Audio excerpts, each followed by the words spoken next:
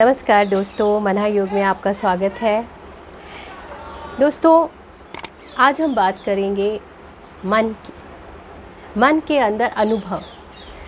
ज़िंदगी में हमें पल पल, हर पल हमें कुछ ना कुछ अनुभव होता रहता है और उस अनुभव से वो अनुभव हमारे कहाँ स्टोर होते रहते हैं, हमारे कहीं मन में, कहीं पर वो पूरी एक स्टोरेज है जहाँ पर वो इकट्ठे होते रहते हैं।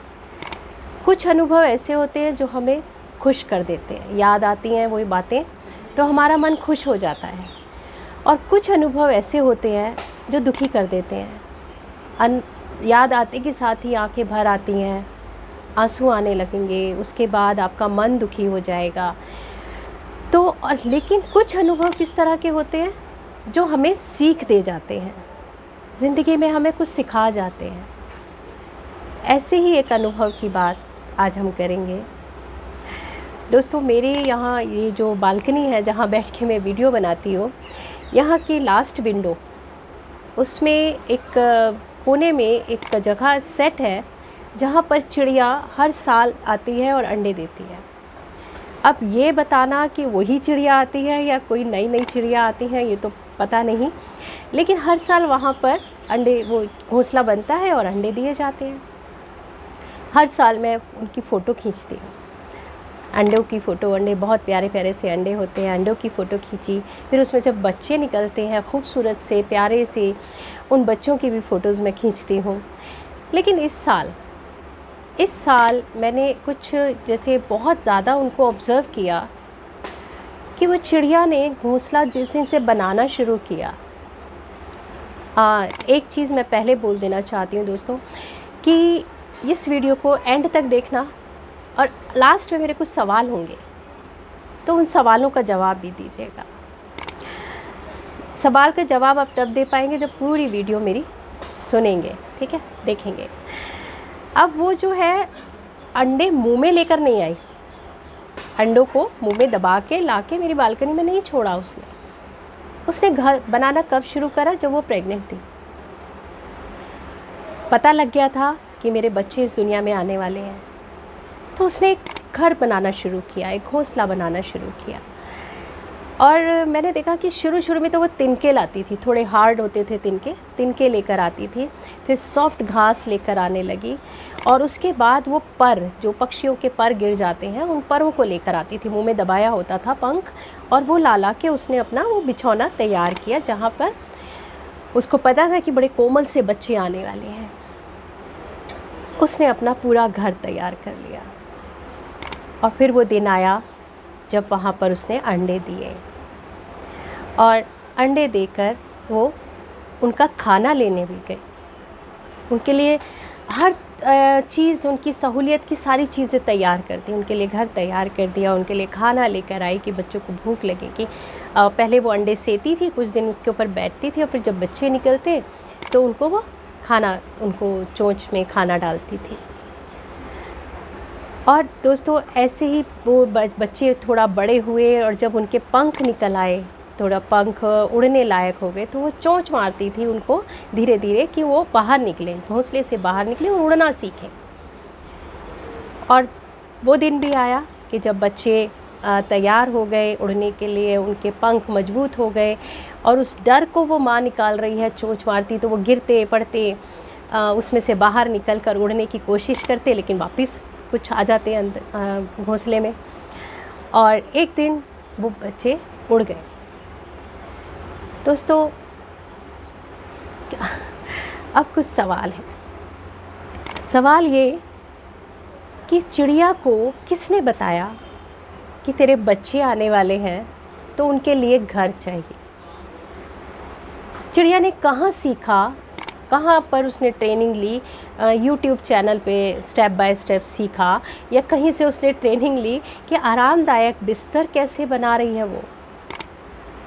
पहले हार्ड घास होनी चाहिए, तिनके होने चाहिए, फिर उसके बाद सॉफ्ट करते करते उसने बहुत सुंदर सा घोंसला बना दिया। तो ये कहाँ सीखा उसने? कहीं नहीं। दोस्तों, कहा जाता है कि मनुष्य को वो उपाधि दी गई है कि मनुष्य सबसे समझदार जीव है इस धरती पर। क्या वाकई में है? क्या वाकई में मनुष्य भी सोचता है बच्चों को इस धरती पे लाने से पहले, इस दुनिया में लाने से पहले, कि उनके लिए घर है, उनके लिए खाना है, उन बच्चों को पूरी सहूलतें, सारी ज़िंदगी की ऐसी चीज़ें उनको दे पाएँ कि हमें अपने अंदर से निराशा ना हो, हमें अपने ऊपर क्रोध ना आए, हमें अपने अंदर अपने को कोसने का मन ना करे कि हम बच्चों को कुछ दे नहीं पा रहे हैं, उसके लिए कोई हमारे पास घर नहीं है। लोग सड़क पर भी बच्चे इसी तरह से पड़े मिलते हैं। क्या हमें सोचना नहीं है? इन पक्षियों से ही सीख लें। दोस्तों, सड़क पे जब बच्चा भीख मांगता दिखता है तो मन दुखी होता है। देखकर ये लगता है कि क्या इसका जन्म इसीलिए हुआ है? या बहुत सारे बच्चे ऐसे हैं कि माता पिता ने, बच्चे तो 4-4, 5-5 हैं, लेकिन उनको खाने के लिए नहीं है उनके घर में। चिड़िया ने तो नहीं छोड़ा मेरे भरोसे। चिड़िया ने ना अंडे मेरे घर में ऐसे ही फेंक दिए कि अपने आप बच्चे वो हो जाएंगे, ना चिड़िया ने जब बच्चे हो गए तो उनको मेरे पास छोड़ा कि अपने आप तरस खा के दाना डाल दूंगी। नहीं, तो हम क्यों उस बच्चे को इस दुनिया में लाने से पहले ये सोचते नहीं कि क्या हम सक्षम हैं उनको, उनके लालन पालन के लिए, उनको पालने के लिए, उनकी सहूलियतें देने के लिए, उनकी ज़रूरतों को पूरा करने के लिए? क्या हम सक्षम हैं? वो सोचे बिना सिर्फ बच्चे आते जा रहे हैं दुनिया में।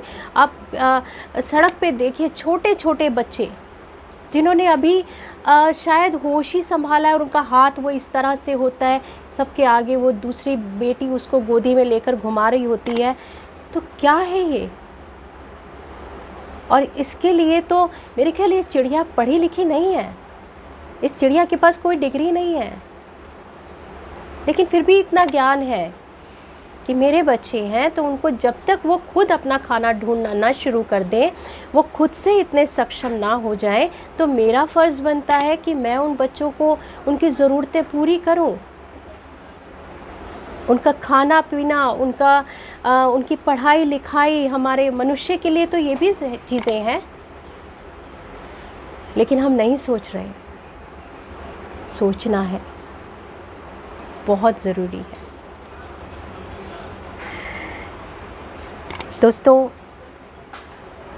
एक ही चीज़ कहूँगी, चलो चिड़िया से ही सीख लें, चलो चिड़िया से ही सीख लें, थोड़ा सोचें, थोड़ा विचारें, आओ बच्चों का भविष्य सुधारें, आओ बच्चों का भविष्य सुधारें।